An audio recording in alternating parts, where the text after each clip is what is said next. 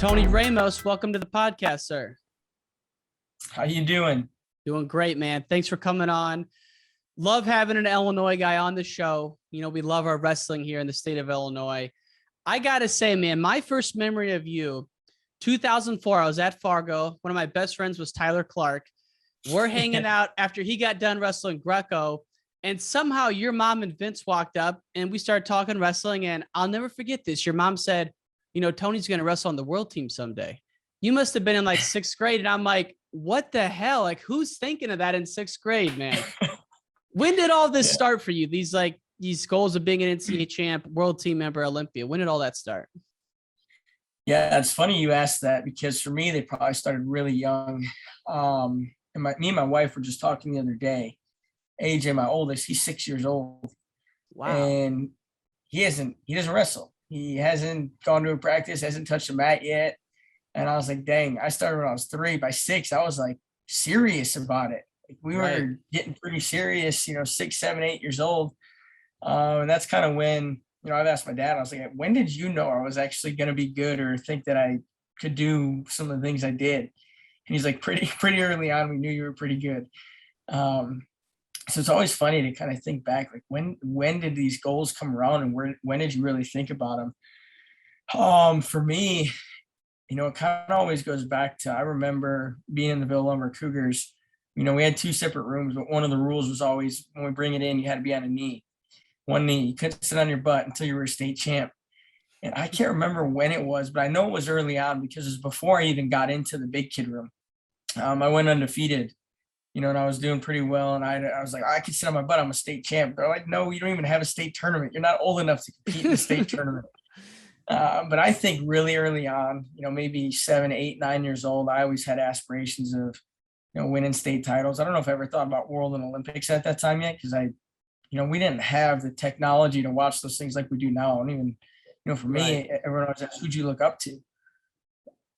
My brothers, some of the best people who wrestled like Glenbard North, like Dana Howland and those guys, it wasn't these college wrestlers or World Olympic wrestlers we had access to all the time. Isn't that crazy? Like you're a little younger than me, but we're pretty much the same age. It's so true. Like you couldn't even watch the world championships back in the mid 2000s even. Yeah. It's really crazy because Jamil Kelly, he's older here and he's someone I always talk to. He goes, you don't know who this person is or that person is really good. I have no idea who you're talking about. You need to brush up on your history of wrestling. It's like that stuff wasn't around for us. No, you guys were going through it, so you knew them. You probably know some of the older people. That's what you wanted to do. But for me, I just knew the people in our state, like a Mikey Poeta or Eric Tannenbaum and these good guys. That's who I looked up to. Izzy, Dana Howland, my brother. Yeah, that's it, man. Growing up in Illinois, it was like a little bubble. I remember seeing Jimmy Kennedy for the first time strutting around. I'm like, oh my God, that's the dude right there. He was like, he was like that when I was coming up. Yep. So did you wrestle at the Wrestling Factory?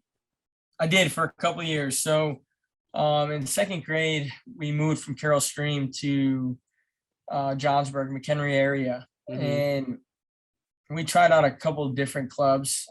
First one we went to was State Line Wildcats, and that's kind of where I met Jordan Blanton, Jack Deckow, and those guys up there. We were part of the Junior Golden Eagles with Ryan and Scotty Horcher, and that was going on up there. I can't remember if we went to the Wrestling Factory between the Golden Eagles and Martinez Elite, or if it was between State Line and the Junior Golden Eagles. But we were at Wrestling Factory for a little bit. With Jimmy, Tony Hernandez was the coach then, and some of those top guys that were coming out of there, like the Carlson brothers, and we were part of that program too. So I've listened to a lot of podcasts you've done today with Bashamania or my man Sam Herring on Whole Man Advantage. Yeah. So I'm trying to cover a little bit of more Illinois niche stuff, but the one thing I could not find online, man, who were some of your IQWF battles, like 6th, 7th, 8th grade? Did you sweep them, or do you have some goes with some guys back then?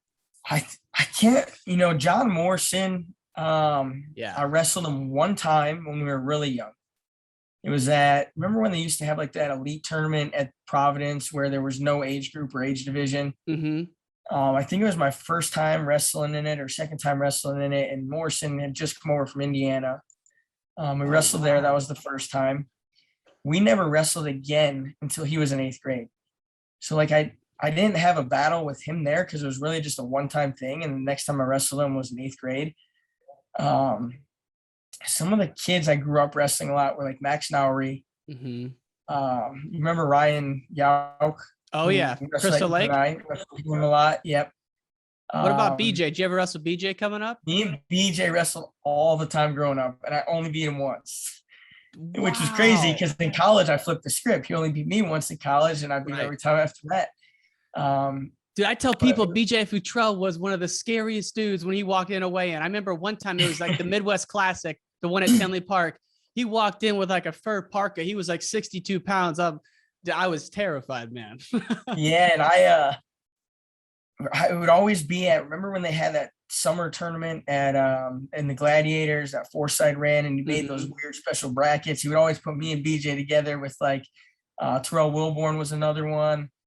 So I competed with a lot of those guys. Kid from Chillicothe, can't remember his name. Bybee was tough, dude. He cut off his finger in high school. Do you remember that? Yes, I wrestled him a lot.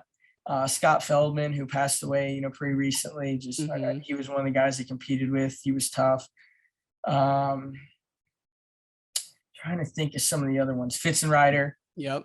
Growing up, some more of those guys. Man, that was such a fun time for Illinois wrestling because if you look at the NCAA brackets, once you got to Iowa and started making a name for yourself, there's a lot of Illinois dudes in there. BJ, Dardanes. Dardanes. I wrestled those guys growing up too all the time. Dude, those are some hammers. Yeah. And the one thing I kind of forgot about is outside of the folk style success you had, winning 3 Illinois titles, back when Team USA didn't really go to the Cadet Worlds, you won that 3 times, didn't you? Yeah, and I get very frustrated about that when I look back because you see like these Cadet Worlds and stuff now, and it's, people talk about, oh, he was first ever to make 3 Cadet World teams. I was like, dude, I was probably one of the first ever to win the trials 3 times in a row. We just didn't have a team. Right. I won it every year, and there weren't slouches. Like I beat Eric Grajales, and I think even one year Novichokov might have been in my bracket, but that might have been at Western Junior Regionals. And, Lee Munster, Ellis Coleman, Coleman, I used to wrestle him all the time. Wow. My last Greco match was against Ellis Coleman. It was the first time he beat me. I got pissed and never wrestled him again. Mike Powell's probably still telling that story. Yeah. So, I used to grow up wrestling. I look back at some of those brackets and there's a lot of world teamers. There's national champs in them. And it was a lot of fun. What was the path for you to make the junior world team where you went to the world championships and wrestled the Iranian? Yeah. So that was, and you kind of go back talking about cadets. I wish I could have wrestled in cadets because if you go and look at my junior bracket, the Iranian who won it, who do you think that was? That's the same dude you wrestled in 2015, right? Rahimi. Yeah. Who do you think took third on his side of the bracket? It was the Georgian. Kishnavili. It was every guy that I ended up wrestling on the senior level. And you talk about success we're having now on the senior level. Yeah, they're competing against those guys every year. Right. If I would have competed against Rahimi, Kishnavili, those top guys that won my weights every year I was there, I would have been doing it since cadets all the way through juniors. Think about that. Like, what if you just, instead of, you were probably like a senior in high school or maybe a freshman at Iowa when that happened. Yep. Senior year high school going into Iowa freshman. Perfect. So like if you just from that time on through 2016, 2020 wrestled freestyle, like how different would our system be? Where do you sit on that debate? Like, does folk style help us in freestyle or would we be better going solo freestyle? I don't know if we'd better going solo. I like it, but I do wish back when I was going through, we had the world championships and those opportunities. Mm-hmm. Pan Ams. We didn't do any of those. I never wrestled in a Pan Am. I never did any of those, and I had won all those tournaments. And I think it just would have gave you more opportunities to really gauge where you're at, and that's how you get better. If you're winning these things, but you're not going and getting beat best in the world, your skill set, it doesn't show your flaws. Right. And that's how you get better. Well, and think about all the additional opportunities for being recruited. You had about as dominant of high school career as you could have from an Illinois perspective. And I heard on Bashmania, Tom Brains gave you 3%. Like, what the heck is that, bro? If you go and watch the Iowa Way video, which I have it on my Rockfin channel, Terry in there says, he wasn't a blue chip recruit coming out. I was like, Dude, what? yeah, I kind of know. was. Maybe not for Iowa because they had, Nate Moore, who was the number one recruit in the country. Mhm. And then they had your buddy Tyler Clark, who was an All-American who transferred over. They didn't need me. So that was one of the things where I understood why the offer was where it was at is, they didn't really need me. I just more so wanted to go there. If Carl Perry would have been the head coach, have you gone to Illinois? 100%. Wow. And, it's a touchy subject because me and Carl are so close to this day. He actually lives down here in North Carolina and runs FCA, one of the headquarters out here in North Carolina. Right. And it's funny because people have asked me, like, why didn't you go to Illinois? Well, Carl Perry was my guy. He didn't get the job. And I'm going to be honest, I didn't really know Heffernan. Mhm. And when they got hired, I actually asked my coach, I said, who is Heffernan? I had never seen him around. He wasn't present as much as Carl and Hunter and, the other coaches that were at Fargo camps and doing things. And I could have, you talk about flow and stuff. We didn't have it back then. So we didn't know who coaching staffs were, who did what. I actually had no idea he was a coach on staff, like any of the years he was there. Crazy because you mentioned Flo. One of the first videos I remember on Flo was when they followed you guys around going to the Izzy style practice. You remember that? It was at the Montini room. Yep. Dude, speaking of Izzy style, how did you end up in that camp as opposed to going overtime with Sean Bourmet? Because they were an equally dominant force back then. Yeah, they were an equally dominant force. And when you ask about those rivalries, every kid I wrestled was probably an overtime kid. Yeah. That came out of overtime. Spanglers, Dardanes went there. Dardanes, Feldman, Morrison, all those guys, which is weird, because I had success against all of them. And I think there were very few times I lost any of those kids. But really, it was more so, we were at Martinez Elite. We were wrestling for them. Overtime was very expensive.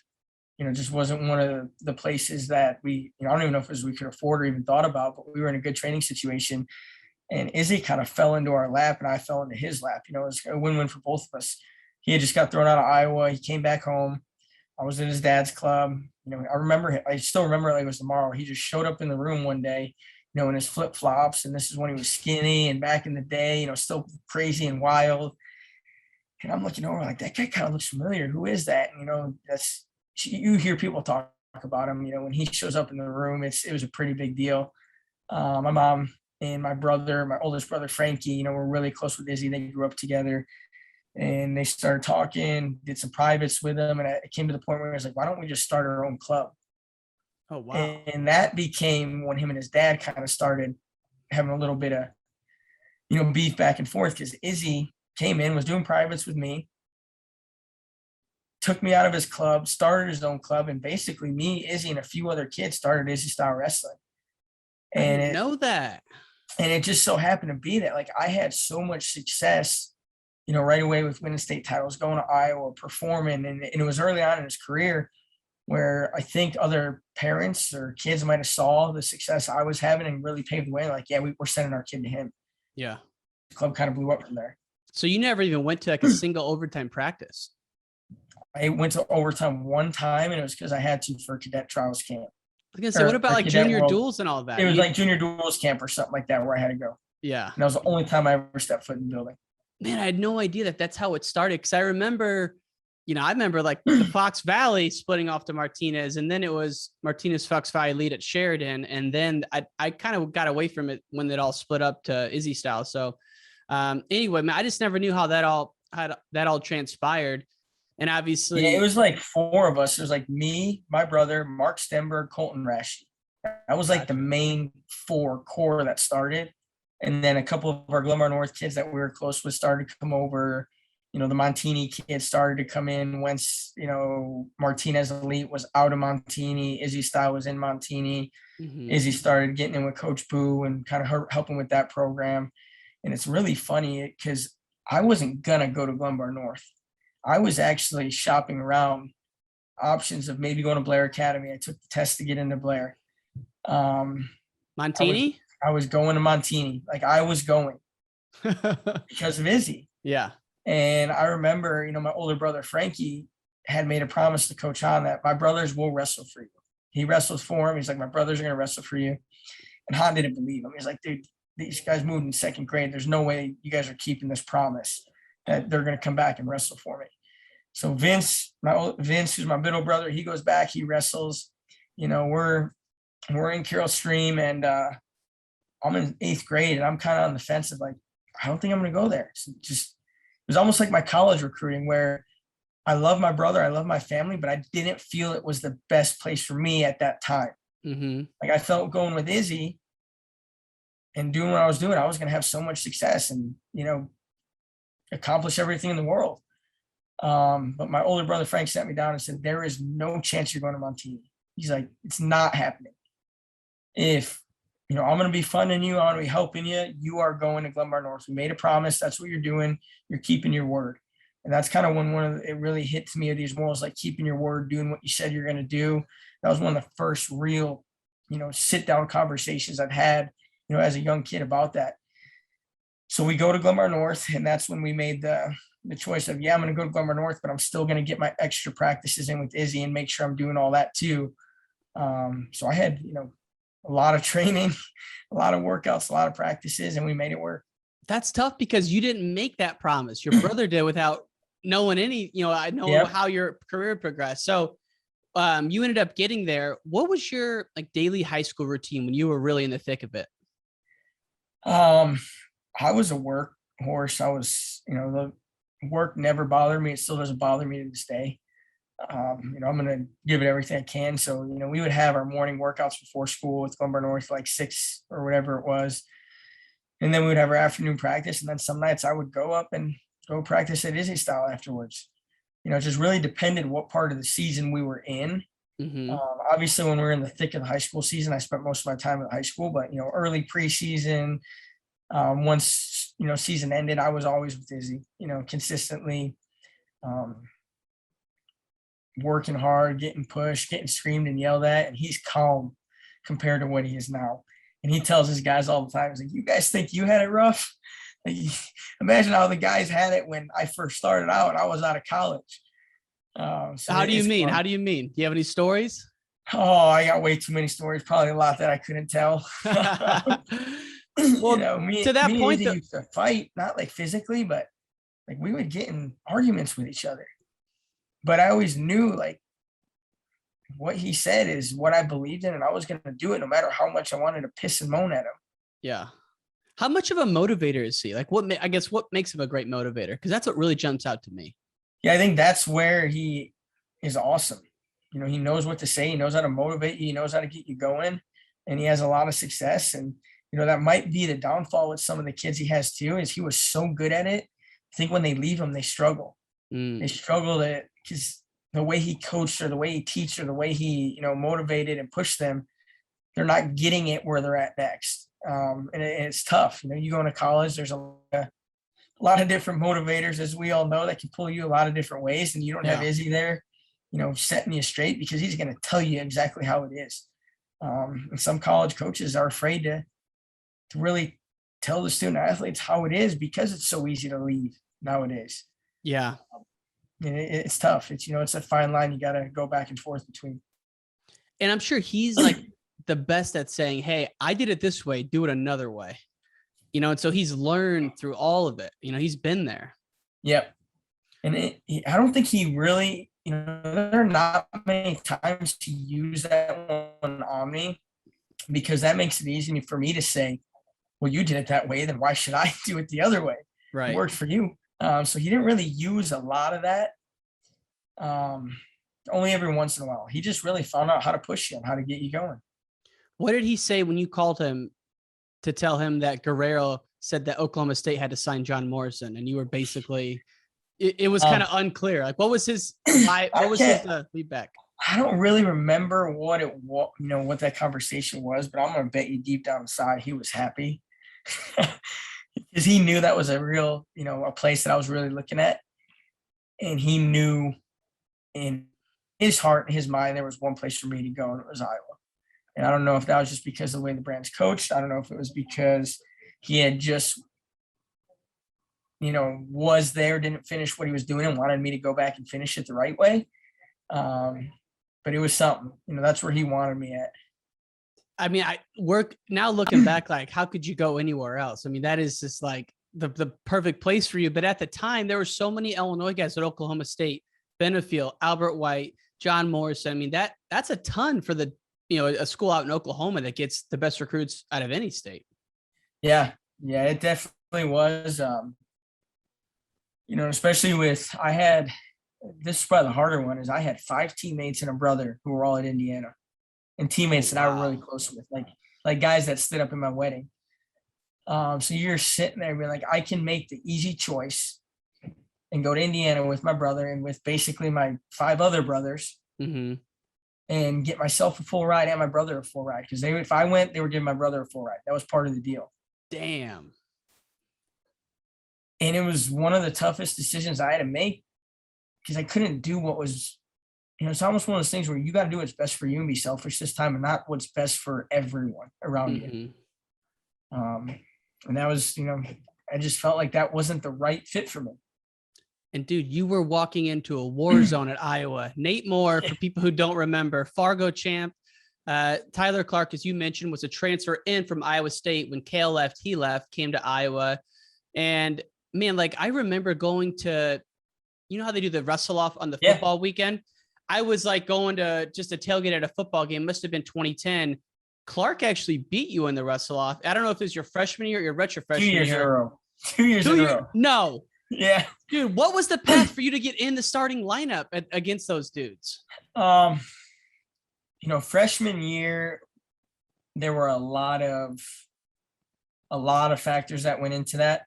Sophomore year was a little more clear cut. What about your redshirt year, like where you weren't starting? How was that year? I didn't get to even wrestle or anything, because freshman year I had an injury right away, and I was out all the way till January.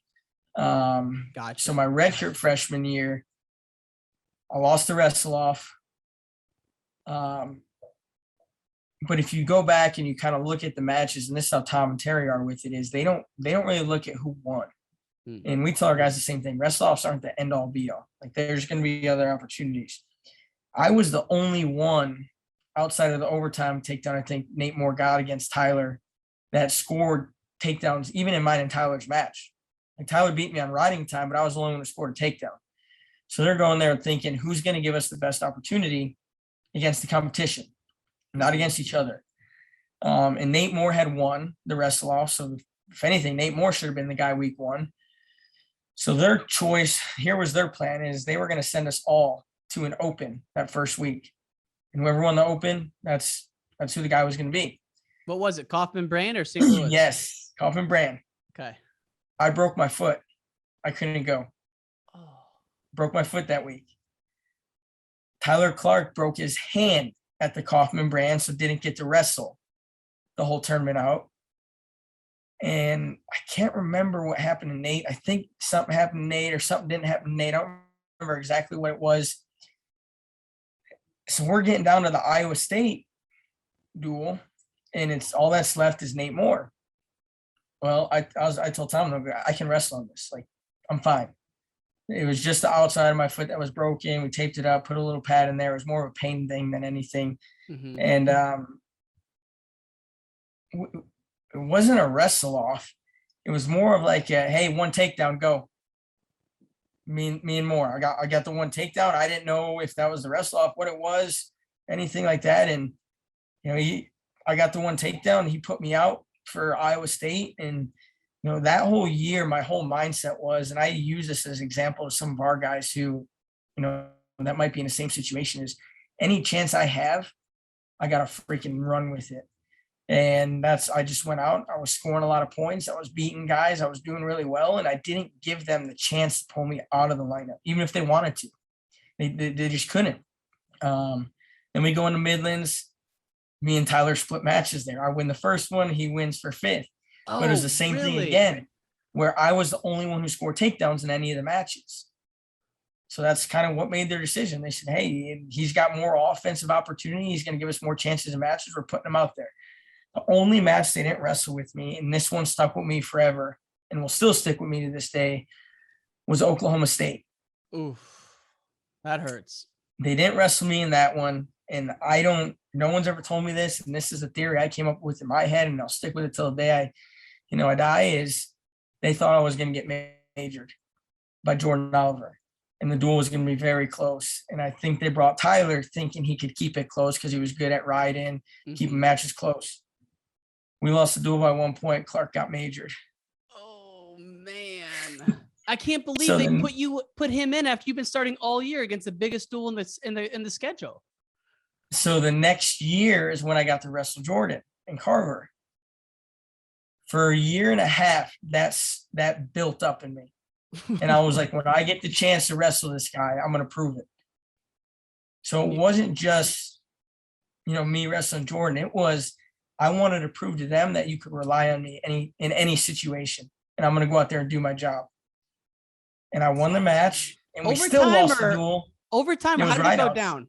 Yeah, it came out to ride outs. Our clock screwed up, sent it into overtime because I had raced riding time, but they ran it the wrong way. There was a whole issue with the riding time.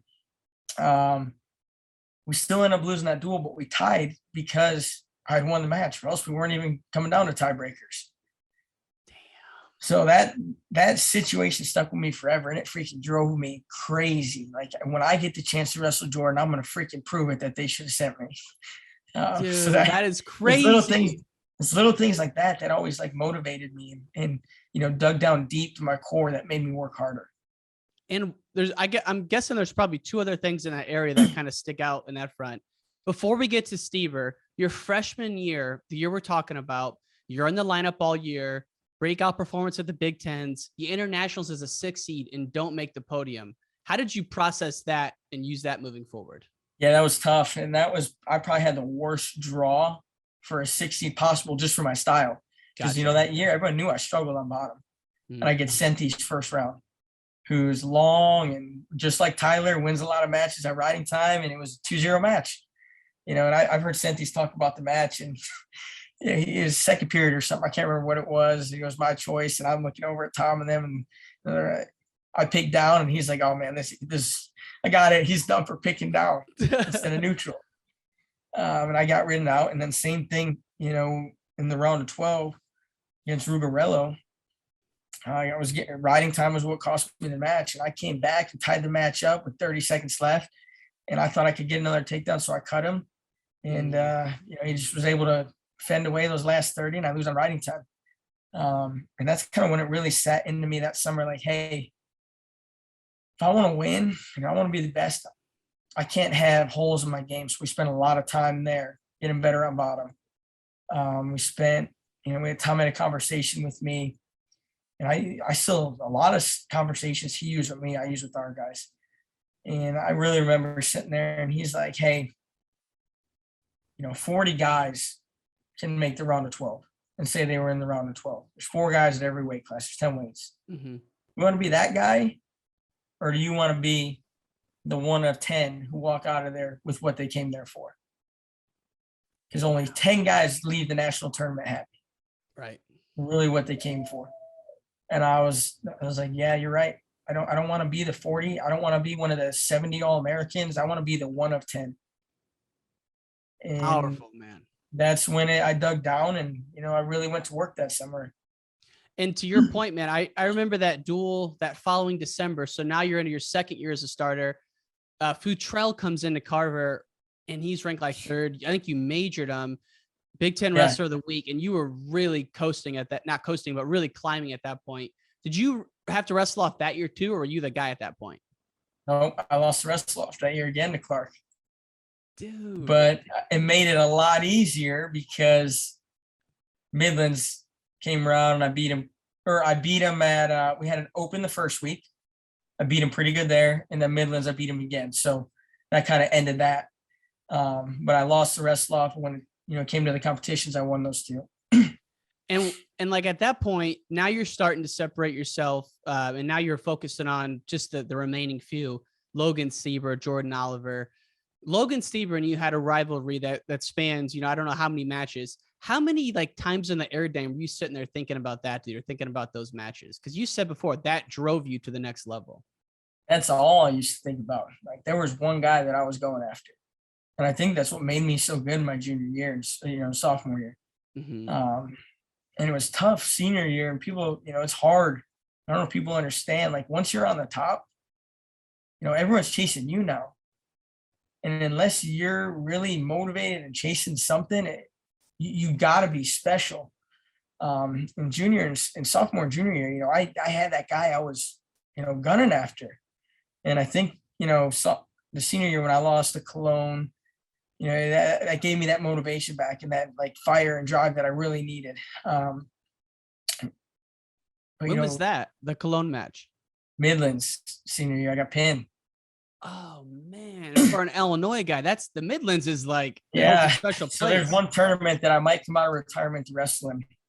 And I want to win a Midlands championship still to this day. Let's never go. won one. No kidding. What about your junior and sophomore Never year? won one. Junior year, I lost to Carter. Oh yeah. Only match I ever lost to Devin Carter. Sophomore year, who did I lose to sophomore year? We didn't go.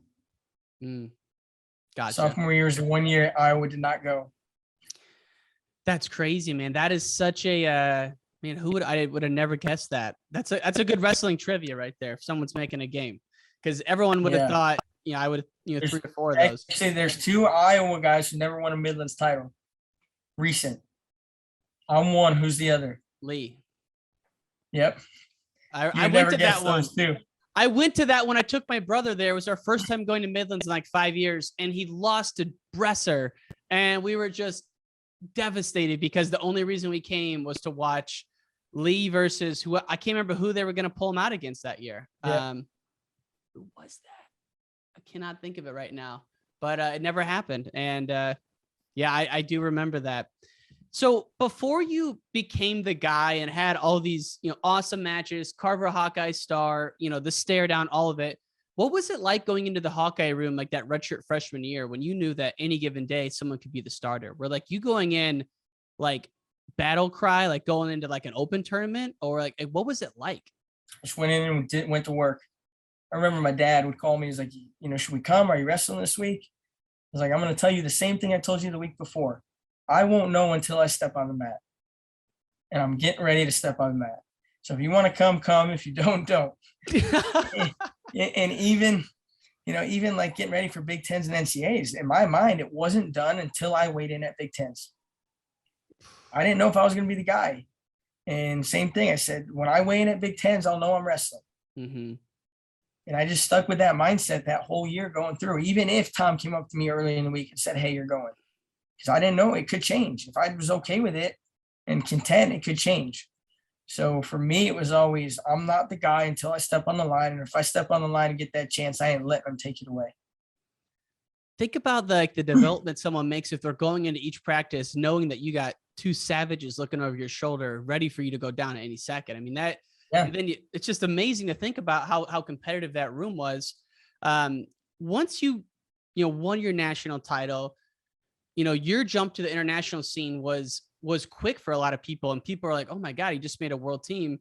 What was the cut like from 33 to 25? That was rough. It was rough, but the whole, like, everyone was surprised. I was never surprised. I was always a freestyle, guy, and I was good at it. You go back and look, like you said, I won 3 cadet, whatever it was back then, FILA cadets. I won FILA juniors. Beating Stieber to make the team, right? I beat Stieber to make the team. That was, for me, it benefited me because you didn't have to wrestle on the mat. Right. I was good on my feet. Right. I had great defense. I could stay in matches. So I knew I could compete with those guys. The biggest thing was, and it's funny because I was talking to Macy Kilty actually yesterday about, hey, right now we need you to recover. We need some time off the mat. She's like, well, I've been off the mat for 5 months. I was like, Macy, you got to want to get on the mat when it's time to get on it. Not just be on it from here to April. Mm-hmm. And they were good with that. I remember going in, and in my mind, I was getting married in July that year, July 19th, 2014. I wasn't going to compete. I didn't think I could make the weight once all that happened. I told Tom and Terry, like, I'm not competing this year. I can't make the weight. There's no way. Like, it's impossible. Because I couldn't make 25 in college. I tried my freshman year. I couldn't do it. That's crazy. You made it 4 years later. I made it for 6 years, 4 years later. And Jesus. And they were like, okay. And I think they were being smart and just saying, yeah, go take some time away. Go ahead. So I was getting ready for wedding stuff. I was back home in Indiana with my wife doing some things. And what's funny is the trials were the same day as our wedding shower. And we're sitting at home, we're watching the US Open. And I see Tyler Graff make 25. And I see him have some success. And I see Hayeswinkle win it. And I'm sitting there and I'm stirring and I'm stewing. And I look at her and I go, I can do it. He's like, what do you mean? I go, if he can freaking make the weight and he's bigger than me, I can make it. Mm-hmm. Called Terry that night. I said, Terry, I'm going. And he's like, where? I was like, I'm going to the trials. I'm wrestling. And he's like, I knew you'd come around. So I went in, that next day we got back. We had all this wedding stuff planned. It was already ready to go. And my wife's awesome. And, it's funny because you watched Burroughs' clip the other day when he was talking about like IMAR. Yeah. I got 4 kids. Like when I hear some of this stuff about kids and pregnancies and this, I'm like, dude, I got 4 kids. My wife was pregnant during the US Open. I wrestled in it. Right. It is what it is. You got goals, you got things you got to accomplish, you want to do. They understand it. They're supportive of it. Mm-hmm. And go and do what you got to do. I remember getting ready for that US Open, and I was just getting ready. My wife was in the hospital. She was in labor. I'm back and forth between practices. She had the baby. I left her that night to go wrestle. Dude, that's so crazy. she was in the hospital by herself. And that's just what it is. You make it work. You make it work because you're a team. You guys all have the same goals, and she's got aspirations. I got aspirations. We support each other on it. Yeah. So it's but getting back to your question about in 14, I came out. I was ready to go. Once I said I'm wrestling, I was all in. And dude, you were a staple for many, many years. But then one of the strangest partnerships I've ever seen took place. You and Coleman Scott. I absolutely love it. But on its face, I don't know if there's ever been an Okie State national champ and Iowa national champ pairing up on the same staff. I can't think of it. Maybe it's happened. From Bashamania, I heard you say that the day after the Olympic trials in 2016, your brother called Coleman. My question is why? Like, what was like the genesis of you reaching out to him? So it all actually goes back to like previous year, Corey Cooperman. Mm-hmm. I know Corey Cooperman pretty well. I was trying to get hooked up with Milwaukee, a sponsorship. I went out there. I met with Joe Galli. I had met with Corey, and this is before Coleman was even involved. And I actually didn't know at that time that Joe Galli was the big donor at UNC who had got Coleman there and got him a job and like all this stuff. Trials happen, all that stuff happens as we all know the history of it and the story of it. And me and my brother are sitting there, and even before that, I had like told Tom numerous times, I want to get into coaching after 2016. That's what I want to do. It's my passion. That's where I want to do. I want to coach. Mm-hmm. And he had always sat me down like, well, why can't you wait? And I think it was more so of a thing. There was no spots in Iowa. And if I was going to stay there, it wouldn't have worked. And I don't know if they wanted me to leave. Yeah. We were really good at good relationships. It was good for the program, but I wanted to get into coaching. So I had already looked at a few places in mind of like, where would I go? One was Wisconsin. One was Purdue. I talked to Purdue, and those were more so. My wife's from Indiana. My family's close to Wisconsin. Madison's a nice place. I like it. Yep. I liked Barry Davis, and I called. I was like, "What about UNC? Like, we know Joe, we know Cooperman," and he's like, "Yeah, that would help your wrestling if you keep wrestling, just learning that style, different mindset, different eyes looking at you." So we called Cooperman first before we actually called Coleman. Cooperman gets him in touch with Coleman. From there, the kind of rest was history because I already had the relationship with Joe. So whatever the salary kind of needed to be, it came from Joe a little bit. It came from the school or the club some. It made it work easy. But this was all like the day after the trials, right? Yep, right after. They met. My brother called Coleman and was like, "Hey, Tony's looking to kind of go somewhere. He wants to coach and wrestle. And that was the big one. Wherever I was going, I wanted to be on the staff. I didn't want to just go and be part of an RTC. Gotcha. It made sense for Coleman, and it worked. I love it, man. What are some of the biggest things you've learned from Coleman? And you can call it the Oklahoma State style, but just in general, like what are some of the things you saw that you didn't really have an eye for when you were at Iowa? A whole different way of training. Whole different way of training. How so? You don't have to kill your body 24/7. I was, if I were to kind of put it to analogies, I was like more iron sharpens iron. Mm-hmm. And Oklahoma State's more like death by a million or 1,000 cuts or whatever it is. Yeah. Because they drill the heck out of positions and over and repetition. And it's not always just beating yourself up. But we've done a really good job of mixing those two together, because I'm never going to say that like working hard isn't good for you. So I couldn't buy into the whole just drill 24/7 thing. So we've done a good job of really combining all that together. What would you guys do at Iowa? Just come in like 20 minutes on your own, then an hour live? You would come, like you'd have your individual coach. I was with Terry, and like once or twice a week, we'd do like a 30-45 minute drill, and your lift was with that coach. And then at practice was come in, warm up, wrestle hard, condition hard, do some muscle conditioning hard afterwards. And it's really what it was. Like you got better by competing in the room with each other, just going at it every day. I don't know where it's at now, but that's what it was when I was there. So there wasn't like a big 30 minutes huddle up. Let's show some technique, work on some positions. That was more individual. Very few. It was very few. It was more individual there. A couple times in the beginning of the year, we'd go over some positions, but even in our drills, they'd be really quick drills, hard. And then we get into our, harder conditioning, getting ready, go live. Got it. Whereas Oklahoma State, we've all heard that adage, big time drilling, maybe 20 minutes alive max. I don't know if that's true or not, but it's very true. I'll tell you what, I don't know if we wrestle more than 20 minutes live sometimes. Wow. But we'll spend an hour and a half of just position drilling, where it's almost, it made sense the more we started asking and talking about some of the things. If I tell you to drill a single leg for an hour and a half, you're going to get bored and lose focus, right? It makes you have to start dialing in mentally. Like, I got to stay focused through this. And it taxes you mentally. So it works. And it's been good to be able to mix them together. Different kind of work, right? It's like a mental work versus a physical work. Way different. I'm sad to say I have a call in 2 minutes that I got to run. We could talk for hours. I got to ask you about this guy though. First national champ from the land of Lincoln since you, Austin O'Connor. Yeah. Talk a little bit about that animal. Like what's he brought to the program? What's his approach? Well, he's, toughness and work ethic. That's really what he's brought in. His attitude, he just expects to win though. He's like, that's the thing is it's not even like the toughness and the work ethic part. It's more so the guys look at him and it's like, you ever think you're going to lose? Like every time he steps on the mat, he believes he's going to win. Right. Like unbelievably.